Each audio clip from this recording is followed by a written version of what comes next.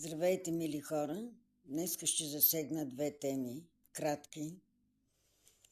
Влиянието в живота ни. Под какво влияние ние сме взимали решения и сме правили избори за дадените решения. Как сме реагирали, под какво влияние сме реагирали. Емоционално. Разбира се, аз съм емоционална личност и винаги съм се влияла от обстоятелствата, които съм била обградена и зависима. Но дали емоционалното състояние, в което сме били под дадено влияние, е правилното решение и правилният избор, който сме правили за момента. Било то с отношение с хора около нас, влиянието също в семейството, каква роля играят нашите родители, как са влияели за нашите отношения между другите и аз. Аз и другите, другите и аз. Може би с нашите убеждения, които сме изградили с времето, от средата, в която живеем, ние сме били поддадено влияние, чуждо влияние. Въпреки че родителите ни мислят най-доброто, но понякога тяхното влияние върху нас играе отрицателна роля. Наскоро имах един разговор с една моя позната. Тя ми казваше и ми питаше най-вече: добре де, защо моята сестра повече майка ми я обичаше, повече я защитаваше, повече я помагаше, а аз се чувствах отхвърлена. Ами аз бях в подобна ситуация в моето семейство. Имам брат, батко, до ден днешен се обръщам към него с батко. Аз бях по-силната личност, бях емоционална. Винаги реагирах емоционално на много неща. Оправна бях. Докато брат ми, въпреки че беше по-голям от мене, той беше по-свит и притеснителен. Разбира се, родителите започват да обръщат внимание и защитават по-слабия в семейството. В случая батко ми беше по-слабия. Той имаше нужда от повече закрила и повече внимание, защото аз бях заплахата за него.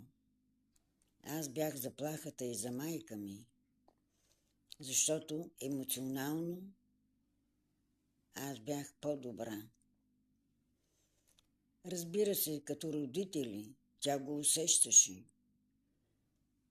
Не е вина, няма вина за това, което тя ме е причинила, защото аз съм тази, която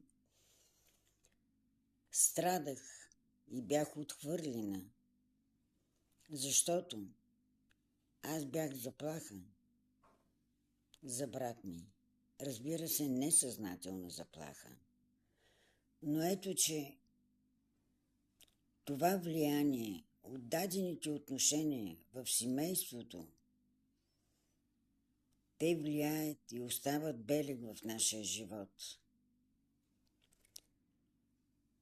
Така че в Библията наистина трябва да обърнем и внимание в условията и средата, в която сме се родили.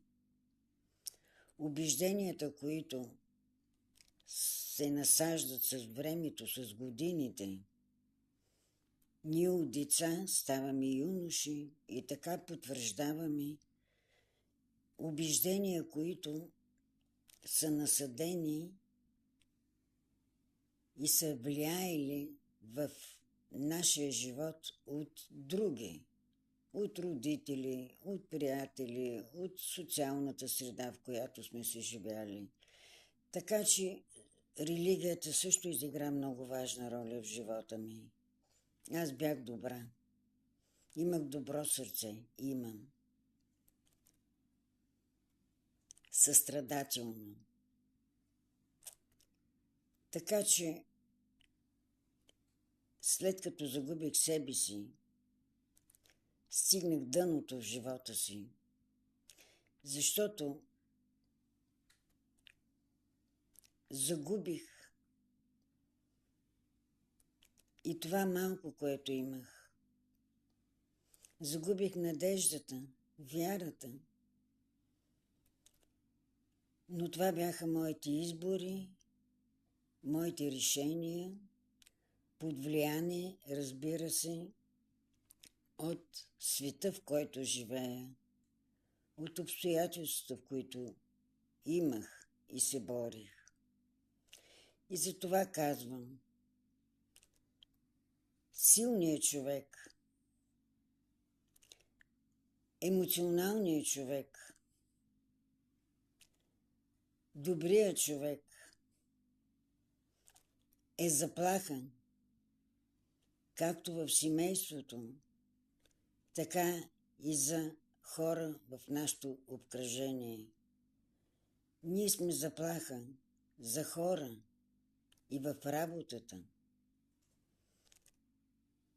в социалните среди, в съседите, които може би имаме също пряки отношения, които са изиграли също много важна роля. Сблъскваме се с най-различни хора. Правих добро, дори и за хора, които не заслужават. Бях манипулирана и ставах жертва на много обстоятелства, които не зависиха от мен, въпреки че бях добра с тях. Но все попадах в капана на манипулаторите. И разбира се, всичко това имаше много тежки последствия за мен. Не само предателство, но аз бях тази, която избирах как да преживявам нещата. Разбира се, аз бях по-добрата от тях. Знайте, вие може да сте добри, но когато имате ситуации с хора, които сте били предадени, които сте имали проблеми с хората, които сте попадали в трудни обстоятелства, които не зависят от вас. Помнете, вие ако сте добра, имате състрадателно сърце, вие ставате по-добрия от другия. Винаги по-добрия от другия е заплаха за насрещното лице. Осъзнах с времето си, че под влияние на външни обстоятелства, аз реагирах емоционално. Защо? Моите убеждения, моите навици, които изградих, може би до 18 годишна възраст, човек изгражда убеждения от средата, в която живея. Аз бях научена да правя добро и в най-лошите ситуации да бъда добра към другите. Но не осъзнавах, че много от манипулативните хора можеш да станеш жертва за тях. Но знаете ли, всичко, което преминаваше, аз ставах все по-добра. Но проблема беше, че аз бях по-добра от другите. Те това го виждаха, те това го знаеха, защото аз, преминавайки от трудности, проблеми, аз ставах все по-добра, несъзнателно. Те, ако можеха нещо, ако бяха добри в нещо, аз бях по-добра от тях. Аз бях по-добра от тях в работата. В работата също винаги имах проблеми. Не знаех защо. Сякаш моето име Светла беше единственото. Много хора ми създаваха проблеми. Тежки обстоятелства, които не зависеха от мен. Аз страдах. Обвинявах се за много неща, които ми причиняваха, разбира се, от ситуациите, които имах в живота ми. Не бях конфликтна личност. Но знаете ли, има едно много важно нещо. Когато другия усеща, че ти си по-добър от него, засягаш егото му. Той започва да търси начин да те накърни, да те обиди. Но най-тежкото е, че той завлича и други хора, които те също осъзнават, че аз съм по-добра от тях. И така попадаш в един по-голям капан на обстоятелства, които не зависят от теб, не зависят от мен. Но аз съм в центъра на тези обстоятелства. Разбира се, моята реакция съвпада с тяхната реакция. Те ме предизвикват, аз реагирам емоционално.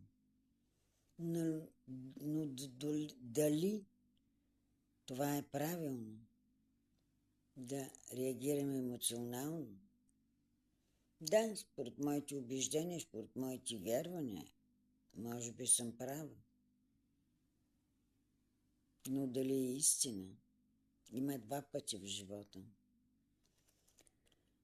Моят личен прав път, чрез моите убеждения и начин на действие и мисли. Това ли е правилният път? Да, всеки има личен път, личен избор, лични убеждения, които прилагат в живота си. Но дали е правилно? Не, разбира се. Но ние трябва да минем един прав път на нашите убеждения, на нашите вярвания, на нашите постъпки, които сме правили в живота. Нашите дела. Аз правих, въпреки че правих добри дела, въпреки че бях добра с лошите хора, но аз страдах. Това ли беше правилно? Дори имаше ситуации, в които много тежки ситуации за мен, които манипулираните хора, които имаха влияние върху мен, знаете ли, те след време